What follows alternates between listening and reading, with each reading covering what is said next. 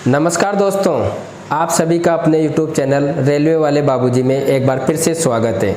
जैसा कि आपको मालूम होगा, रेलवे टेक्नीशियन की ग्रेड फर्स्ट और ग्रेड थर्ड की वैकेंसी आई हुई है और आप उसके लिए भली भांति अच्छे से तैयारी भी कर रहे होंगे। लेकिन आप सभी के मन में एक ही डाउट होगा कि आखिर मैं किस बोर्ड से फॉर्म भरूं, क्योंकि सबसे बड़ी समस्या आज जो बेरोजगारी में है ना, सबसे बड़ी यही रहती है कि मैं कैसे भी करके जॉब ले लूं, चाहे से मैं कश्मीर से लेके कन्याकुमारी तक कहीं पे भी फॉर्म भर दूं, लेकिन बस मैं एक सरकारी नौकरी ले लूं। आइए इन सभी मुद्दों पर आज हम आगे बात करेंगे। जब तक आप हमारे वीडियो पे बने रहे, और वीडियो शुरू करने से पहले अगर आपको रेलवे टेक्नीशियन और लोको पायलट, आरपीएफ, एनटीपीसी किसी भी चीज़ की तैयारी कर रहे हो तो आपको हर टिप्स यहाँ पे रेलवे वाले बाबूजी यूट्यूब चैनल पर दी जाएगी। इसके लिए आप सबसे पहले यूट्यूब चैनल को सब्सक्राइब ज़रूर कर लें और अपना फेसबुक है उसको फॉलो ज़रूर कर लें।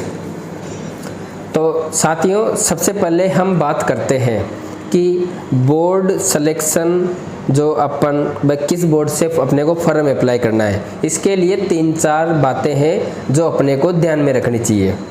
एक तो सबसे पहले तो उस बोर्ड से फॉर्म अप्लाई करना चाहिए जहाँ जो बोर्ड अपने नज़दीक पड़े, घर के जितना हो सके उतना नज़दीक हो। जैसे कोई राजस्थान का कैंडिडेट है तो उसके लिए Ajmer board, Bhopal board, Ahmedabad board, Prayagraj board, ये बोर्ड एक सूटेबल है, ताकि मतलब ज़्यादा दूर नहीं है, अपने आसपास ही है। क्योंकि इस बेरोज़गारी में सबको यह लगता है कि पास वाले बोर्ड से कट ऑफ ज़्यादा जाता है, मैं दूर से बढ़ता हूँ, दूर से कम जाएगा। लेकिन ये चीज़ें मैटर नहीं करती कट ऑफ में, कट ऑफ कम किससे जाएगा, ज़्यादा किससे जाएगा। बस अगर आप मेहनत कर रहे हो ना, तो आप किसी भी बोर्ड से फॉर्म अप्लाई कर दो जहाँ पे आपकी जो ट्रेड वाले जो अगर वहाँ वैकेंसी है, तो आप किसी भी बोर्ड से फॉर्म अप्लाई कर दो। अगर आप अच्छे से तैयारी कर रहे हो तो आप जॉब बिल्कुल एक सीट आपके लिए पक्की रहेगी।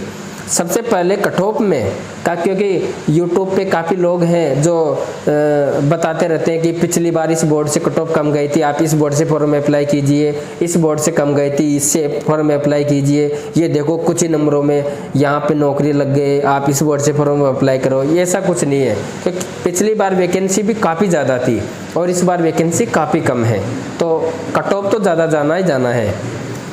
लेकिन सबसे इम्पोर्टेंट है कि कट ऑफ कम ज़्यादा जाने का क्या फैक्टर है। 3 चीज़ें सबसे इम्पोर्टेंट है कि नंबर ऑफ़ वैकेंसी, वहाँ पे वैकेंसी कितनी है, और नंबर ऑफ़ कैंडिडेट्स कि वहाँ पे कितने लोगों ने फॉर्म अप्लाई किया है, और जितने लोगों ने फॉर्म अप्लाई किया है उनमें से इंटेलिजेंट कितने लोग हैं। जैसे कि आप मान लो किसी जगह 5 सीट हैं और 500 लोगों ने फॉर्म अप्लाई किया है। अगर वहाँ पे 500 लोगों में से 100 लोग अगर इंटेलिजेंट बैठ गए ना, तो वहाँ पे स्वाभाविक है कट ऑफ ज़्यादा जाएगी। और किसी बोर्ड में 5 वैकेंसी है और वहाँ पे 500 फॉर्म है और उनमें से 10 ही लोग इंटेलिजेंट हैं, तो वहाँ पे ये मान के चलो कट ऑफ कम जाएगी। इसलिए ये चीज़ मैटर नहीं करती कि कोई बोर्ड अपने से दूर है, कोई जोन, तो उसमें से फॉर्म अप्लाई करेंगे तो वहाँ पे कट ऑफ कम जाएगी। साउथ का चेन्नई है तो वहाँ से कम जाएगी, गुवाहाटी बोर्ड है तो वहाँ से कम जाएगी, ऐसा बिल्कुल नहीं है। कट ऑफ कोई मायने नहीं रखती भाई, कहाँ से कम जाएगी ज़्यादा जाएगी ये कोई नहीं बता सकता। रेलवे में यूट्यूब पे काफ़ी लोग बताएंगे आपको कि इस बोर्ड से फॉर्म अप्लाई करो, इससे फॉर्म अप्लाई करो। नहीं, आपको केवल और केवल ध्यान देना है अपनी पढ़ाई पे। सबसे पहले अगर आप फॉर्म अप्लाई करो तो अपने पास भरना, क्योंकि उसके 2-4 फायदे ये भी हैं। क्योंकि अभी बेरोजगारी में आप हो, बेरोजगारी में लोगों के मन में एक ही डाउट रहता है, कैसे भी करूँ, कुछ भी करूँ, बस नौकरी मिल जाए, चाहे मैं विदेश में जाके रह लूँगा लेकिन सरकारी नौकरी मिल जाए।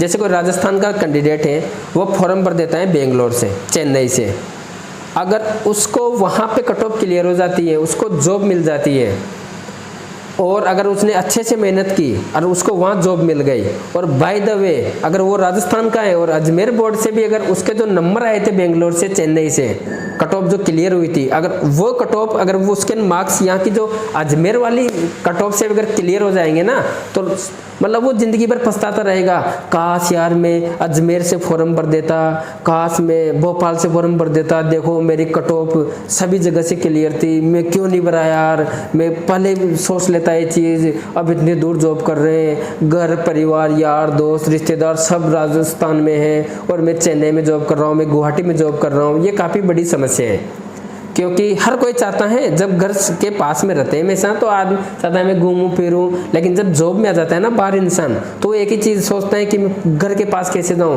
फिर वो म्यूचुअल ढूंढेगा या फिर सरकारी नौकरी वाले से शादी करेगा, स्पाउस ग्राउंड से लगाएगा, 5 साल होने के बाद ऑन रिक्वेस्ट लगाएगा, इधर उधर करने में रहेगा कि काश मैं कैसे भी करूँ, कैसे कुछ भी करूँ, मैं बस घर के पास पहुँच जाऊँ।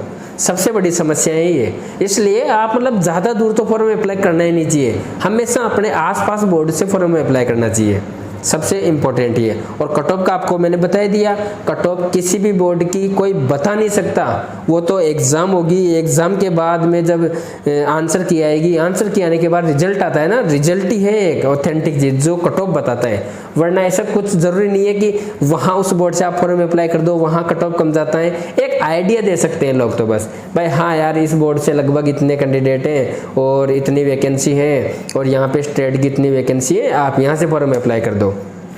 लेकिन जैसे भी मेरे से कोई पूछता है ना हमेशा कि भैया मैं कहाँ से फॉर्म अप्लाई करूँ, मैं एक ही चीज़ बताता हूँ कि भाई मेहनत ज़्यादा करो बस, लेकिन जो फॉर्म भरो ना वो अपने नज़दीक बोर्ड से भरो, क्योंकि फिर बाद में पटना वाला तो फॉर्म भरता है अजमेर से, अजमेर वाला भरता है पटना से, फिर कराते रहो म्यूचुअल, राजस्थान वाला फॉर्म भरेगा भोपाल, उधर मुंबई से मुंबई वाले भरेंगे इधर, तो आपस में वो उधर के लोग इधर भरते हैं, इधर के लोग उधर भरते हैं, फिर बाद में बस म्यूचुअल कराते रहते हैं। इसलिए सबसे इम्पोर्टेंट एक तो आपको बता दिया नज़दीक से भरना, और नज़दीक में भी जैसे किसने इलेक्ट्रिकल वाला है तो उसको देखना है कि वहाँ वैकेंसी इलेक्ट्रिकल की है कि नहीं है। कई बार होता है जैसे कोई SC ST OBC, वहाँ पे अगर किसी कैटेगरी की कोई सीट ही नहीं है, जैसे कोई फिटर से है, अगर फिटर की कोई वैकेंसी नहीं है तो उसको वहाँ से फॉर्म अप्लाई नहीं करना चाहिए, और वो करेगा भी क्यों, हालांकि उसमें अपना जो नोटिफिकेशन है उसमें दे रखा है बिल्कुल कि किस बोर्ड में कितनी वैकेंसी है, किस ट्रेड में, टेक्नीशियन फर्स्ट, टेक्नीशियन थर्ड में, किस में कितनी वैकेंसी है, किस ट्रेड में कितनी वैकेंसी है, तो आप उसके अनुसार फॉर्म भरना है। ये भी नहीं कि जहाँ पे 1-2 वैकेंसी हो तो वहाँ पे भी नहीं भरना, वहाँ पे कंपटीशन काफ़ी टफ हो जाता है। लेकिन जो ITI कर रखे फिटर से, वेल्डर से, इनके क्या है मतलब एक तो ये इनके संख्या भी कम होती है और वैकेंसी भी कम आती है, तो इनमें खैर इतना वो नहीं पड़ता। लेकिन इलेक्ट्रिशियन हुआ और 12th में जो PCM वाले SNT की सीट है उसमें काफ़ी समस्या आती है, कट ऑफ ज़्यादा जाता है, क्योंकि ITI वाले जो इलेक्ट्रिशियन वाले होंगे वो SNT की पोस्ट पे भी एलिजिबल होंगे और जो PCM वाले होंगे वो भी एलिजिबल होंगे, लेकिन PCM वाले इलेक्ट्रिकल सीटों पे एलिजिबल नहीं होंगे, लेकिन इलेक्ट्रिकल वाले SNT की सीटों पे एलिजिबल होंगे। इसलिए कुछ मतलब मुद्दे हैं और इन पे आपको विचार भी करना चाहिए और सोच समझ के फॉर्म डालना चाहिए कि आखिर हमको किस बोर्ड से फॉर्म अप्लाई करना चाहिए, ताकि घर के नज़दीक रहे, यार दोस्त परिवार वालों से मिलते रहे। ऐसा नहीं कि 25 घंटे लग रहे हैं जाने में, 36 घंटे घर से जाने में लग रहे हैं, बाद में नौकरी जब मिल जाएगी तो फिर पछतावा के अलावा कुछ नहीं मिलेगा। ये ऐसा नहीं है कि रेलवे में तुरंत ट्रांसफ़र हो जाता है। रेलवे में ऑन रिक्वेस्ट भी अगर आप लगाओगे तो 5 साल से पहले आप ऑन रिक्वेस्ट लगा नहीं सकते, 5 साल बाद लगाओगे। लगाने के बाद भी ज़रूरी नहीं है 5 साल लग जाए, 10 साल लग जाए, फिर तो ये मानो आपको दुनिया बाहर ही बसानी पड़ेगी, उधर के उधर ही, ये मानो। इसलिए सबसे इम्पोर्टेंट है कि जितना हो सके जितना एक ठीक ठाक वैकेंसी देख के जो अपने अपने नज़दीक 4-5 जो भी जोन है उनमें अपने जहाँ पे वैकेंसी ठीक ठाक है वो चीज़ देख के अपने नज़दीकी फॉर्म में अप्लाई करें, मैं तो ये बोलूँगा। और आप इसी तरह अच्छे से तैयारी करते रहें और बड़ी बिल्कुल, अगर चाहे वैकेंसी इंपॉर्टेंट नहीं करती कितनी है क्या, आपको तो एक सीट चाहिए, उसके लिए दिन रात मेहनत कर दो। 4-5 महीने जो बचे हैं वो है बस, क्योंकि कट ऑफ इस बार हाई जाएगा। क्योंकि पिछली बार हुआ क्या था, फर्स्ट CBT हुआ था, सेकंड CBT हुआ था, जिसमें भी पार्ट A पार्ट B, मतलब ये मानो 3 पेपर हुए थे। उसके बाद कट ऑफ कितनी गई कितनी नहीं गई वो एक फैक्टर है। और इस बार केवल और केवल एक पेपर होगा, तो ये मान के चलो कट ऑफ तो ज़्यादा जाएगी, लेकिन आपको तो तैयारी करनी है। अगर आप तैयारी करोगे तो आपकी सीट कन्फर्म है, बस कोई रोकने वाला नहीं है बस।